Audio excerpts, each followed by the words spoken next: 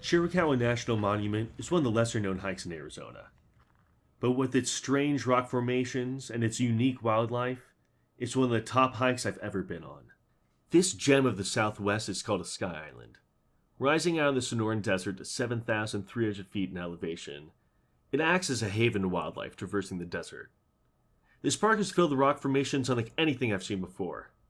And with such an eruptive story, to fully experience this strange new world, we take the Big Loop Trail. The story of these rock formations dates back 70 million years ago to a grand geological event called the Laramide Orogeny. Two of the Pacific Ocean's tectonic plates, called the Farallon and the Kula, began subducting into the North American plate. Typically, plates subduct at a deep angle, quickly melting in the hot asthenosphere and forming a volcanic arc on the overlapping plate. These two Pacific plates, however, jutted at a shallow angle, sharing the continental plate and melting further underneath the North American plate. This shearing is what caused the magnificent mountain ranges you see all across the West Coast, with scattered volcanoes reaching out as far as the Black Hills of Wyoming. Here in the southwest, you can see this chain of volcanoes stretching from Sonora, Mexico, all the way to the Colorado Plateau. This precious gem of the desert was originally a cluster of stratovolcanoes: Pinery Canyon, Turkey Creek, Erickson Ridge, and Red Rock Canyon. However, a massive magma chamber was forming underneath Turkey Creek. 26.9 million years ago, this magma chamber ruptured, expelling foamy magma and causing a series of large explosive eruptions. The layering of hardened lava built up into a steep stratovolcano. But after a millennia of buildup, one final eruption will transform this landscape. Leaving a 12-mile wide crater, the eruption of the Turkey Creek volcano was 100 times greater than that of Mount St. Helens.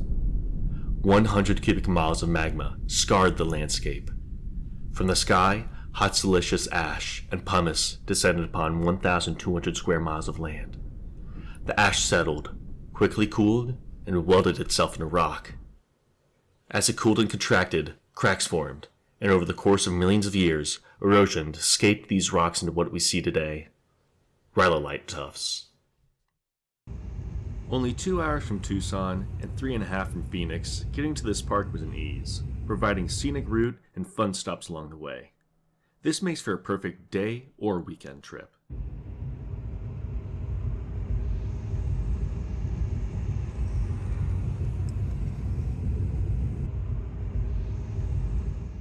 After entering the park, it doesn't take long for you to be greeted by Chiricahua's most prized critter, the coati, also known as Coati mundi.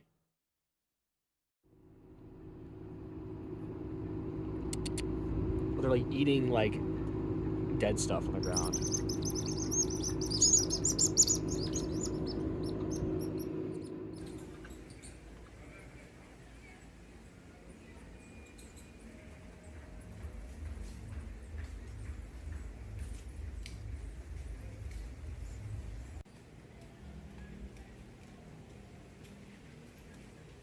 While exploring these mountains, you may see the aforementioned coati, the Coos white-tailed deer, all 4 species of the North American skunks, the desert cottontail rabbit, Gould's turkey, the gray fox, the big brown bat, ocelot, jaguar, black bear, mountain lions, and of course, 46 species of lizards and snakes. The campsite amenities include a grill, bench, food storage, a few trash bins, and restrooms, which are supplied by the water of the park itself. After pulling in and setting camp, we quickly enjoyed dinner and hit the hay. As we woke up, we were ready to conquer the Big Loop Trail. The road to the trailhead is bedazzled with beautiful rock structures, and it is an absolutely breathtaking view being able to gaze out so far into the desert at the top of the mountain.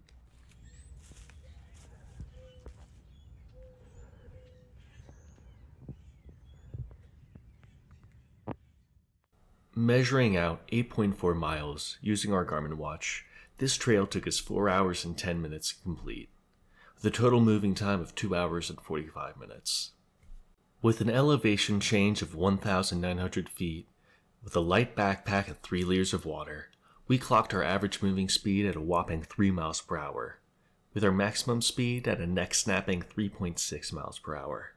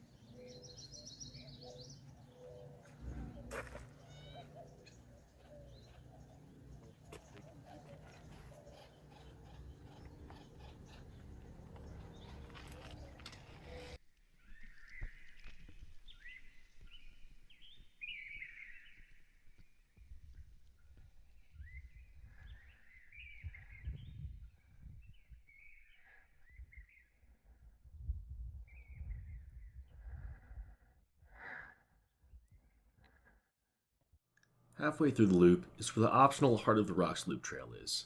I highly recommend exploring this trail. It only took us 36 minutes to complete and holds the most gorgeous rhyolite rock pinnacles in the entire park, including Camel's Head, Kissing Rock, Duck on a Rock, and some of my other favorites.